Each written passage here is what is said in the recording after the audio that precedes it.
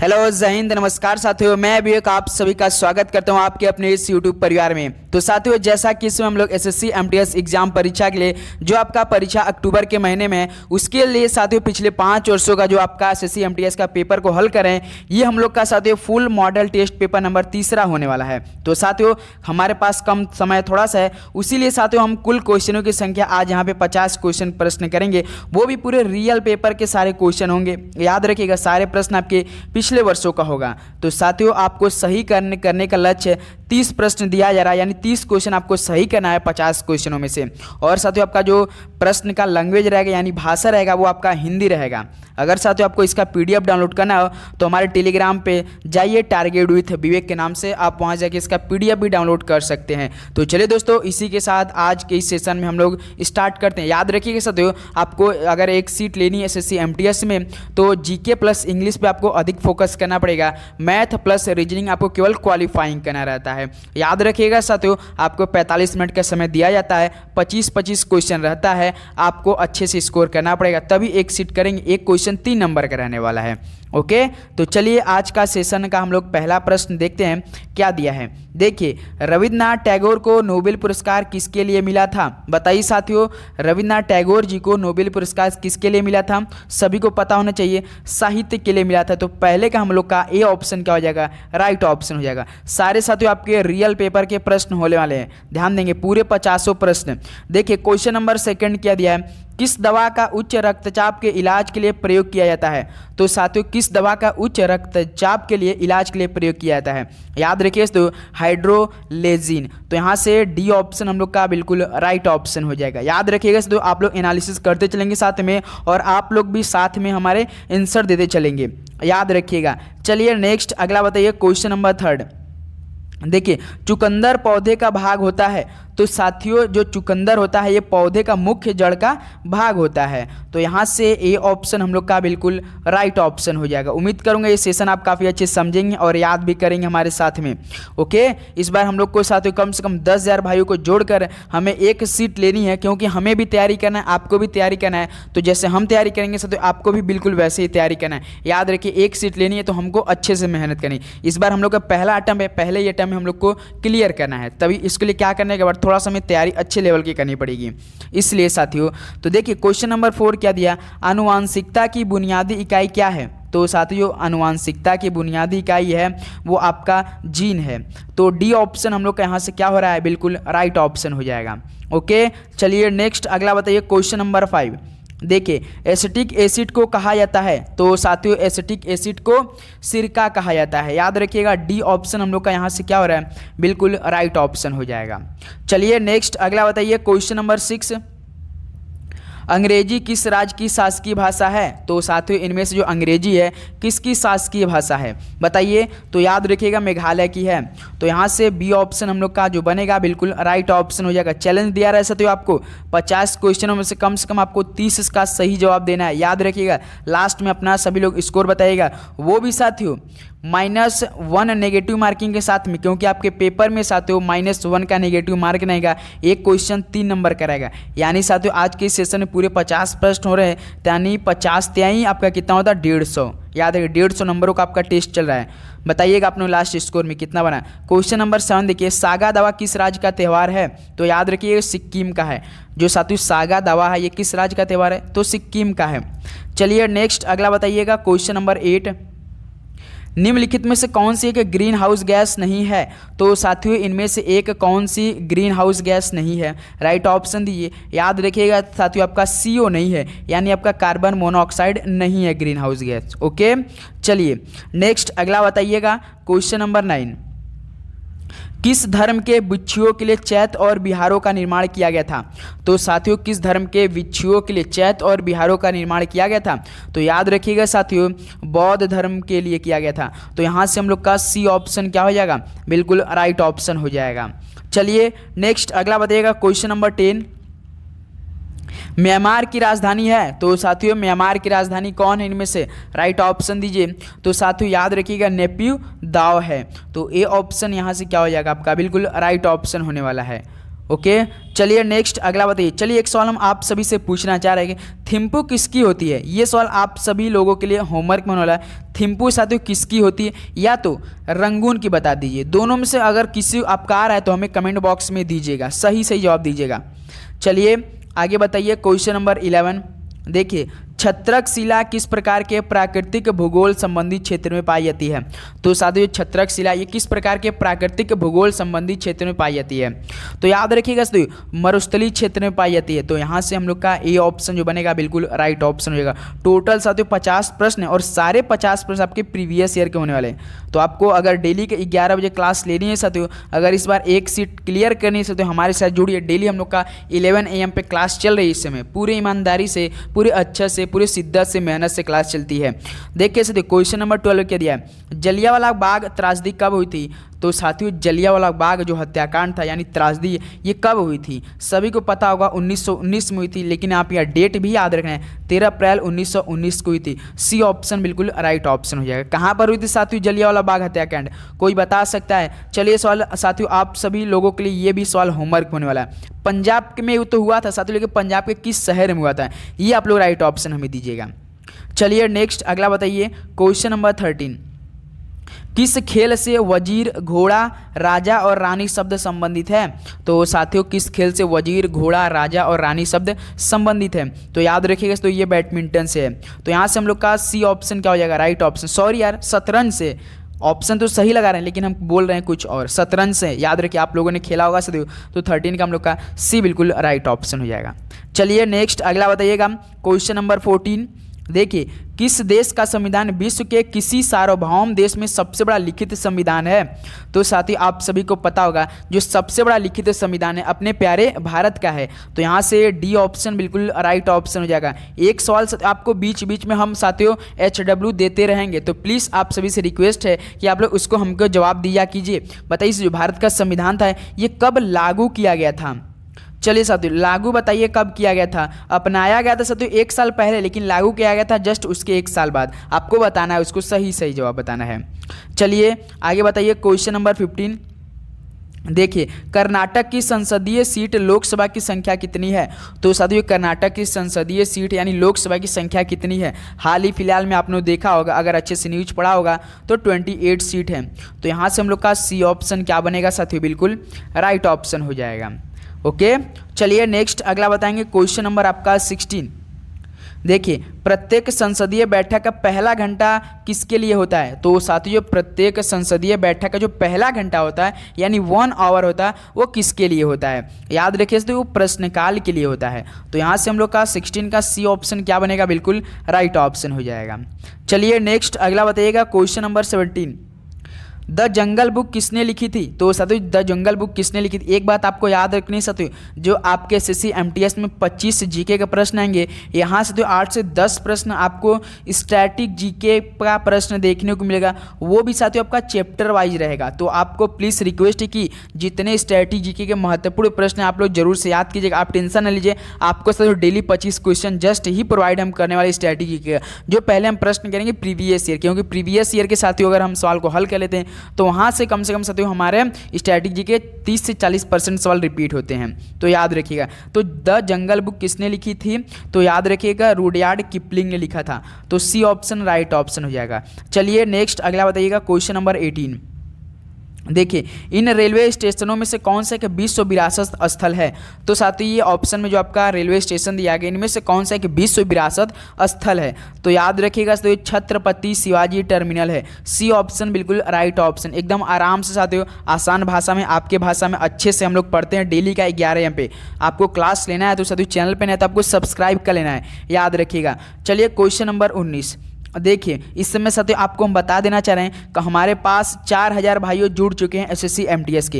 ये इसको साथियों हमको 10,000 करना है। याद रखिएगा 6000 और भाइयों को जोड़िए, उसके बाद मजा आएगा और क्लास लेने में। तो भारत की प्रथम नोबेल पुरस्कार विजेता महिला का नाम बताइए। तो साथियों जो भारत की प्रथम नोबेल पुरस्कार विजेता है महिला, उनका नाम क्या है।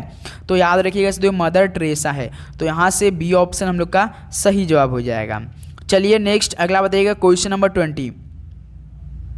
मानव शरीर में आंतों के बैक्टीरिया निम्नलिखित में से किसका संश्लेषण करते हैं? तो बताइए साथियों, जो मानव शरीर में आंतों के बैक्टीरिया ये किसका संश्लेषण करते हैं? तो याद रखिए साथियों, विटामिन के का करते हैं। तो यहाँ से हम लोग का ये ऑप्शन क्या हो जाएगा? बिल्कुल राइट ऑप्शन हो जाएगा। ओके, चलिए नेक्स्ट अगला बताइएगा क्वेश्चन नंबर 21। देखिए, गिद्धा किस राज्य का लोक नृत्य है? इंपॉर्टेंस वाले साथियों, क्योंकि ये 3 से 4 शिफ्ट में रिपीट हुआ है सवाल। गिद्धा किस राज्य का लोक नृत्य है? तो याद रखिएगा साथियों, ये पंजाब का है। तो यहाँ से सी ऑप्शन हम लोग का बिल्कुल राइट ऑप्शन हो जाएगा। ओके, चलिए नेक्स्ट अगला बताइएगा क्वेश्चन नंबर साथियों 22। निम्नलिखित में से किसे वैध मुद्रा नहीं माना जाता है? तो साथियों, इनमें से किसे वैध मुद्रा नहीं माना जाता है? तो याद रखिएगा, सोना को नहीं माना जाता है। तो ए ऑप्शन हम लोग का यहाँ से क्या हो रहा है? बिल्कुल राइट ऑप्शन हो जाएगा। चलिए नेक्स्ट अगला बताइएगा क्वेश्चन नंबर 23। क्या दिया है सवाल?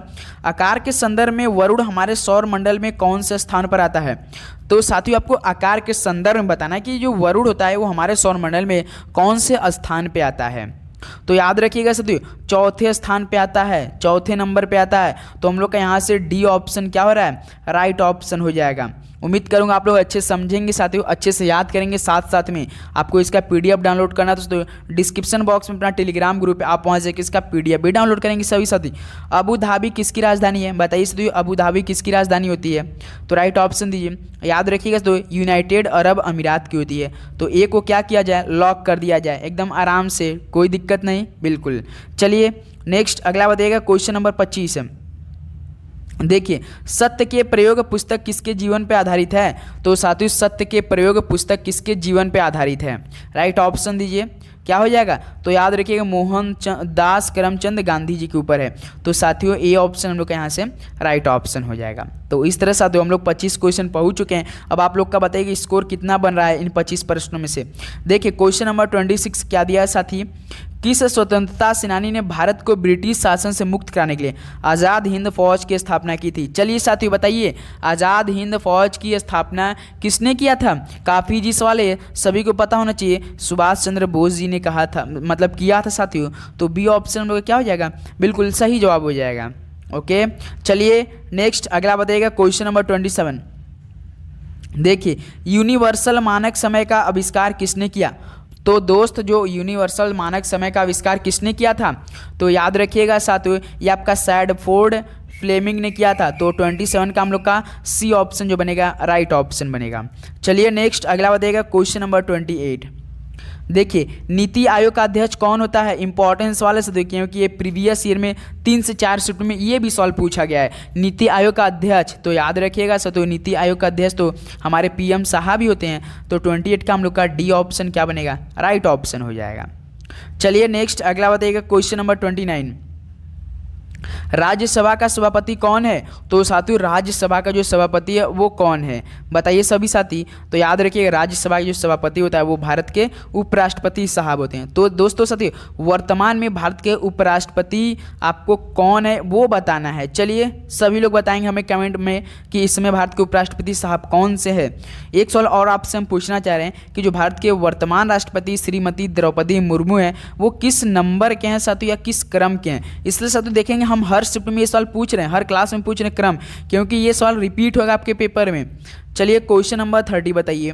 देखिए, महात्मा गांधी ने करो या मरो का नारा किस राष्ट्रीय आंदोलन के दौरान दिया था? तो साथियों, महात्मा गांधी जी ने जो करो या मरो का नारा दिया था वो किस राष्ट्रीय आंदोलन के दौरान दिया था? तो याद रखिए, भारत छोड़ो आंदोलन के दौरान दिया था। तो यहाँ से बी ऑप्शन हम लोग का राइट ऑप्शन हो जाएगा। चलिए नेक्स्ट अगला बताइएगा क्वेश्चन नंबर 31। माई ट्रूथ नामक पुस्तक के लेखक कौन है? चलिए बताइए, माई ट्रूथ नामक पुस्तक के लेखक कौन है? तो याद रखिएगा, इंदिरा गांधी जी हैं। तो डी ऑप्शन हम लोग का इंदिरा गांधी बिल्कुल राइट ऑप्शन हो जाएगा। ओके, चलिए नेक्स्ट अगला बताइएगा क्वेश्चन नंबर 32। मोस्ट इंपॉर्टेंट 50 प्रश्न होंगे, लास्ट में आपको 30 सही करना है। केवल साथियों आपको 150 नंबर में से आज के सेशन से केवल 90 नंबर सही लाना है बस। साथियों, कौन सी केंद्रीय एजेंसी केंद्र सरकार की ओर से करेंसी नोट जारी करता है? तो साथियों, कौन सी केंद्रीय एजेंसी जो केंद्र सरकार की ओर से करेंसी नोट जारी करेगी? सभी को पता होगा, वो कौन कर सकता है? आरबीआई कर सकता है साथियों, आपका भारतीय रिजर्व बैंक कर सकता है। तो सी ऑप्शन हम लोग का राइट ऑप्शन हो जाएगा। चलिए नेक्स्ट अगला बताइएगा क्वेश्चन नंबर 33। देखिए, भारत के जीडीपी में अर्थव्यवस्था के किस क्षेत्र की हिस्सेदारी सबसे अधिक है? तो साथियों, जो भारत के जीडीपी में अर्थव्यवस्था के किस क्षेत्र की हिस्सेदारी सबसे अधिक है? तो याद रखिएगा, जो सेवा की है। तो यहाँ से हम लोग का डी बिल्कुल क्या बनेगा? राइट ऑप्शन हो जाएगा। तो साथियों, अगर आप एसएससी एमटीएस का फॉर्म फिलअप कर दिए होंगे तो उसके बारे में आप लोग जानकारी भी अच्छे से रखे होंगे। अगर नहीं जानकारी तो याद रखिएगा, तो जो आपका मैथ रहेगा साथियों, कितना क्वेश्चन रहेगा? मैथ आपका 20 क्वेश्चन रहता है, और साथियों प्लस में आपका रीजनिंग भी साथियों 20 ही क्वेश्चन रहता है। इसमें साथियों आपको 40 क्वेश्चन तो मिलेंगे, आपको 45 मिनट का समय दिया जाएगा, एक क्वेश्चन 3 नंबर का। आपको साथियों अगर हम जनरल से हैं तो साथियों आपको 12 सही कर दीजिएगा, अगर आप ओबीसी हैं तो 10 कर दीजिएगा, और आप एससी एसटी हैं तो 8। केवल आप क्वालिफाइंग करना है, इसमें नेगेटिव मार्किंग नहीं रहता है, याद रखिएगा साथियों। और इसके बाद जब आप ये पास करेंगे तो आपको दिया जाएगा किसका पेपर देना पड़ेगा? मेन आपका इंग्लिश और जीके रहेगा, याद रखिए। उसी पर मेरिट आपका बनने वाला, उसी पर आपका रिजल्ट होगा, उसी पर आपका नौकरी लगेगी, तो याद रखिएगा। क्वेश्चन नंबर 34 देखिए, कांग्रेस के किस अधिवेशन में पूर्ण स्वराज की मांग को अपनाया गया था? तो साथियों, कांग्रेस के किस अधिवेशन में पूर्ण स्वराज की मांग को अपनाया गया था? तो याद रखिएगा साथियों, लाहौर अधिवेशन में। तो यहाँ से डी ऑप्शन हम लोग का क्या हो जाएगा? बिल्कुल राइट ऑप्शन हो जाएगा।